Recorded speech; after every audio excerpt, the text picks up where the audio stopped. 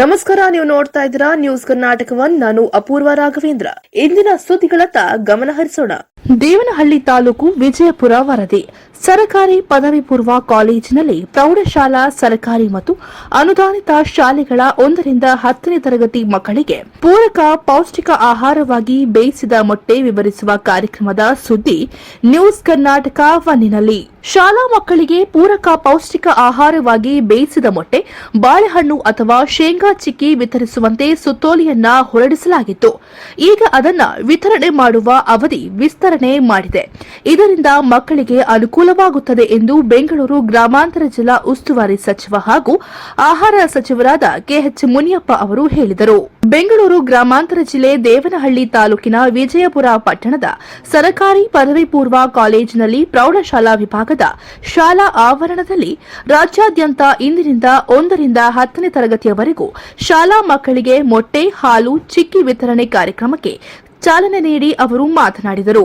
2023-24ನೇ ಸಾಲಿಗೆ ಶಾಲಾ ಮಕ್ಕಳ ಅಪೌಷ್ಟಿಕತೆ ನಿವಾರಣೆಯಾಗಿ ರಾಜ್ಯದ ಎಲ್ಲಾ ಜಿಲ್ಲೆಗಳ ಸರ್ಕಾರಿ ಮತ್ತು ಅನುದಾನಿತ ಶಾಲೆಗಳ 1 ರಿಂದ 10ನೇ ತರಗತಿ ಮಕ್ಕಳಿಗೆ ಪೂರಕ ಪೌಷ್ಟಿಕ ಆಹಾರವಾಗಿ ಬೇಯಿಸಿದ ಮೊಟ್ಟೆ ಸ್ವೀಕರಿಸದ ಮಕ್ಕಳಿಗೆ ಬಾಳೆಹಣ್ಣು ಅಥವಾ ಶೇಂಗಾ ಚಿಕ್ಕಿ ವಿತರಿಸುವಂತೆ ಶಾಲಾ ಶಿಕ್ಷಣ ಮತ್ತು ಸಾಕ್ಷರತಾ ಇಲಾಖೆ, ಕರ್ನಾಟಕ ಸರ್ಕಾರ ಯೋಜನೆ ಜಾರಿಗೆ ತಂದಿದೆ ಎಂದು ಹೇಳಿದರು.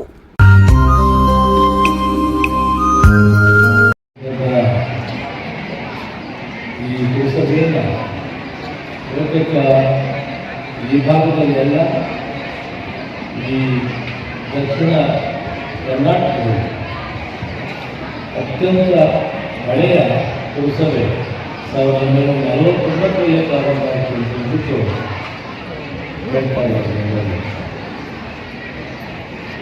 ದೇವನಹಳ್ಳಿ ತಾಲೂಕಲ್ಲಿ ಕೂಡ ಮೊದಲ ಪ್ರೌಢಶಾಲೆಯಾಗಿ ವಿಜಯಪುರದಲ್ಲಿ ಪ್ರಾರಂಭ ಆಗಿದೆ. ಅದೇ ರೀತಿ ವಿದ್ಯಾರ್ಥಿಗಳ ಸಂಖ್ಯೆ ಹೆಚ್ಚಾದ ಕಾರಣ ಮಂಚನಪ್ಪನವರು ಮೊದಲಿನ ನರಸಿಂಹೇಶ್ವರ ಕೊಟ್ಟು ವರ್ಗಾವಣೆ ಮಾಡಿದರು. 1953-54 ಸುಮಾರು 1 ಲಕ್ಷ ರೂಪಾಯಿ ವೆಚ್ಚದಲ್ಲಿ ಈಗಿರುವ ಕಟ್ಟಡವನ್ನು ಆಗಲ ಮುಖ್ಯಮಂತ್ರಿಗಳಾದ ಸನ್ಮಾನ್ಯ ಶ್ರೀ ಶಾಲೆಯಲ್ಲಿ ಪರೀಕ್ಷೆ ಬಂದರೆ ಈ ಕಡೆ ಕೊಟ್ಟಿದ್ದು 1965ನೇ ಇಸ್ವಿ ಆಗುತ್ತದೆ ಸರ್ಕಾರಿ ಪ್ರೌಢಶಾಲೆಯಾಗಿ ಸರ್ಕಾರ ವಶಪಡಿಸಲು ಅಲೆವರೆಗೂ ಪುರಸಭೆಯನ್ನು ಕುಜಲಗಟ್ಟದಲ್ಲಿ ಕೂಡ ಪುರಸಭೆ ಹೈಸ್ಕೂಲ್ ಆಗಿತ್ತು. ಅದು ಕೂಡ 1962-63ರಲ್ಲಿ ಸರ್ಕಾರಿ ಪ್ರೌಢಶಾಲೆ ಆಗಿತ್ತು.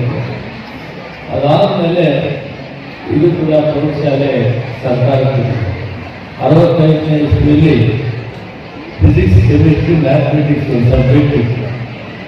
ಆ ಸಬ್ಜೆಕ್ಟಿಗೆ ನಾನು ಪರೀಕ್ಷೆ ತಿಳ್ಕೊಂಡು ಇಲ್ಲೇ ಪಾಸಾದೆ. ಹೈಸ್ಕೂಲು ಕಂಪ್ಲೀಟ್ ಆಗಿದ್ದು, SSLC ಪಾಸ್ ಆಗಿದ್ದು ಈ ಪ್ರೌಢಶಾಲೆಯಲ್ಲಿ. ನಾನು ಕೂಡ ವಿದ್ಯಾರ್ಥಿ ಅಂತ ನೀವು ಲೆಕ್ಕಕ್ಕೆ ತಗೊಂಡು ನನಗೆ ವಿಶೇಷವಾದ ಪ್ರೀತಿ ಹೈಸ್ಕೂಲ್ ಆಗಲಿ, ವಿಜಯಪುರ ಹೈಸ್ಕೂಲ್ ಆಗಲಿ. ಯಾಕಂದರೆ ನನಗೆ ರಾಜಕೀಯವಾಗಿ ಜನ್ಮ ಕೊಟ್ಟಿದ್ದು ವಿಜಯಘಟ್ಟ ಮತ್ತು ಕೋಲಾರ, ಚಿಕ್ಕಬಳ್ಳಾಪುರ ಮತ್ತು ಕೋಲಾರ ಜಿಲ್ಲೆ ಆದರೂ ಕೂಡ ವಿದ್ಯೆ 2 ಜಿಲ್ಲೆಯಲ್ಲೂ ಕೂಡ ಸೆಂಟ್ರಲ್ ಕಾಲೇಜಲ್ಲಿ, ಸೆಂಟ್ರಲ್ ಹೈಸ್ಕೂಲ್, ಸೆಂಟ್ರಲ್ ಹೈಸ್ಕೂಲಲ್ಲಿ ನಾನು ಅಲ್ಲಿ ಕೆಲವು ದಿನ ವಿದ್ಯಾಭ್ಯಾಸ ಮಾಡಿದೆ. ಹೀಗಾಗಿ 2 ಜಿಲ್ಲೆಗಳು. ಇದೇ ಸಂದರ್ಭದಲ್ಲಿ ಬೆಂಗಳೂರು ಗ್ರಾಮಾಂತರ ಜಿಲ್ಲಾ ಶಿಕ್ಷಣ ಇಲಾಖೆಯ ಉಪನಿರ್ದೇಶಕ ಶ್ರೀಕಂಠ ಮಾತನಾಡಿ, 2023-24ನೇ ಸಾಲಿನಲ್ಲಿ ರಾಜ್ಯದಲ್ಲಿ ಎಲ್ಲಾ ಜಿಲ್ಲೆಗಳ ಸರ್ಕಾರಿ ಮತ್ತು ಅನುದಾನಿತ ಪ್ರಾಥಮಿಕ ಮತ್ತು ಪ್ರೌಢಶಾಲೆಗಳ 1 ರಿಂದ 6ನೇ ತರಗತಿ ಮಕ್ಕಳಿಗೆ ಅಪೌಷ್ಟಿಕತೆ ಮತ್ತು ಅನಿಮಿಯಾ ನಿವಾರಣೆಗಾಗಿ ಪೂರಕ ಪೌಷ್ಟಿಕ ಆಹಾರವಾಗಿ ಬೇಯಿಸಿದ ಮೊಟ್ಟೆ ಸ್ವೀಕರಿಸಿದ ಮಕ್ಕಳಿಗೆ ಬಾಳೆಹಣ್ಣು ಅಥವಾ ಶೇಂಗಾ ಚಿಕ್ಕಿ, ಮಧ್ಯಾಹ್ನದ ಬಿಸಿಯೂಟದೊಂದಿಗೆ ಒಬ್ಬ ವಿದ್ಯಾರ್ಥಿಗೆ ವಾರದಲ್ಲಿ 1 ಮೊಟ್ಟೆಯಂತಹ ದಿನಾಂಕ 20/6/2023ರಿಂದ ಪ್ರಾರಂಭಿಸಿ ದಿನಾಂಕ 15/7/2023ರವರೆಗೆ ಸರ್ಕಾರದ ಮುಂದಿನ ಆದೇಶ ಬರುವವರೆಗೂ ತರಗತಿವಾರು ಫಲಾನುಭವಿ ಮಕ್ಕಳ ಹಾಜರಾತಿಗೆ ಅನುಗುಣವಾಗಿ ವಿತರಿಸುವಂತೆ ಸೂಚಿಸಲಾಗಿತ್ತು. ಅದರಂತೆ ಇಂದು 1 ರಿಂದ 10ನೇ ತರಗತಿಯವರೆಗೂ ಪ್ರತಿಯೊಬ್ಬ ಮಗುವಿಗೂ ವಿತರಿಸುವ ಕಾರ್ಯಕ್ರಮ ಸರ್ಕಾರ ತಂದಿದೆ. ಇದನ್ನ ಎಲ್ಲಾ ಶಾಲೆಗಳಲ್ಲೂ ನಿಯಮಾನುಸಾರವಾಗಿ ಮಾಡುವಂತೆ ಹೇಳಿದರು. 9th 10th ಮಕ್ಕಳು ನೋಡ್ತಾ ಇದ್ದಾರೆ, ಅವರಿಗೆ ವಾಸನೆ ಗೊತ್ತಾಗ್ತಾ ಇತ್ತು, ಅವ್ರು ಏನ್ ಮಾಡಕ್ ಆಗ್ತಿಲ್ಲ. ಈ ಸಮಸ್ಯೆಯನ್ನು ಗುರುತಿಸಿ ನೋಡಿ, ತಂದೆ ತಾಯಿಗಳು ಮಾತ್ರ ಈ ಸಮಸ್ಯೆಯನ್ನು ಗುರುತಿಸ್ತಾರೆ. ನಮ್ಮ ಮುಖ್ಯಮಂತ್ರಿಗಳು 9 ಹೊತ್ತಕ್ಕೂ ಕೊಡಬೇಕು, ಒಂದು ವರ್ಷದಲ್ಲಿ 80 ದಿನಗಳು ಮಕ್ಕಳಿಗೆ ಬಟ್ಟೆ ಸಿಗುವಂತಾಗಬೇಕು ಅಂತ ಒಂದು ಸದುದ್ದೇಶದಂತಹ ಕಾರ್ಯಕ್ರಮವನ್ನು ಇಲ್ಲಿ ಹಮ್ಮಿಕೊಂಡಿರುವಂಥದ್ದು ತುಂಬಾ ಎಲ್ಲ ಅವರನ್ನ ಮೆಚ್ಚಬೇಕಾದಂತಹ ಒಂದು ಕಾರ್ಯಕ್ರಮ. ಮತ್ತೆ ನಮ್ಮ ಜಿಲ್ಲೆಯ ಉಸ್ತುವಾರಿ ಸಚಿವರಾದಂತಹ ಮಾನ್ಯ ಕೆ ಸುರೇಶ್ ಅವರು ನಮ್ಮ ಸರ್ಕಾರಿ ಶಾಲೆಗಳನ್ನ ಖಾಸಗಿ ಶಾಲೆಗಳಿಗಿಂತ ಉತ್ತಮ ಗುಣಮಟ್ಟದ ಶಾಲೆಗಳಾಗಿ ಪರಿವರ್ತಿಸಬೇಕು ಅಂತ ಒಂದು ದೇಶ ಹೊಂದಿದ್ದಾರೆ. ಅವರಿಗೆಲ್ಲರೂ ಒಂದು ಚಪ್ಪಾಳೆ ಮತ್ತು ಗೌರವ ಇಂಥವರು ಸಿಗದೆ ಅಪರೂಪ. ಈ ಶ್ರಾವಣ ಬಂದಿದೆ, ಶನಿವಾರ ಪ್ರತಿ ವಾರದಲ್ಲಿ ಮಂಗಳವಾರ ಶುಕ್ರವಾರ ಬಟ್ಟೆ ಕೊಡ್ತಿದ್ದಾರೆ ಮಕ್ಕಳಿಗೆ. ಶ್ರಾವಣದಲ್ಲಿ ತಿನ್ನಲ್ಲ ಅಂತ ಹೇಳ್ಬಾರ್ದು. ಈಗಿನ ಆಹಾರದಲ್ಲಿ ಏನು ಶಕ್ತಿಯೇ ಇರೋದಿಲ್ಲ. ಇವು ಸರ್ಕಾರವೇ ಬಟ್ಟೆ ಕೊಡ್ತಾ ಇದ್ದಾರೆ, ನಾನು ಶ್ರಾವಣದಲ್ಲಿ ತಿನ್ನಲ್ಲ, ಹಾಗೆಲ್ಲ ಮಾಡಬಾರ್ದು. ಮತ್ತೆ ಅಂಗಡಿಗೆ ಹೋಗಿ ಮೇಸು ಕುರ್ಕುರಿ ಎಲ್ಲ ಲೆಕ್ಕಕ್ಕೆ ತರಲ್ಲ, ಅದನ್ನ ಯಾರು ತಿನ್ನಬಾರ್ದು.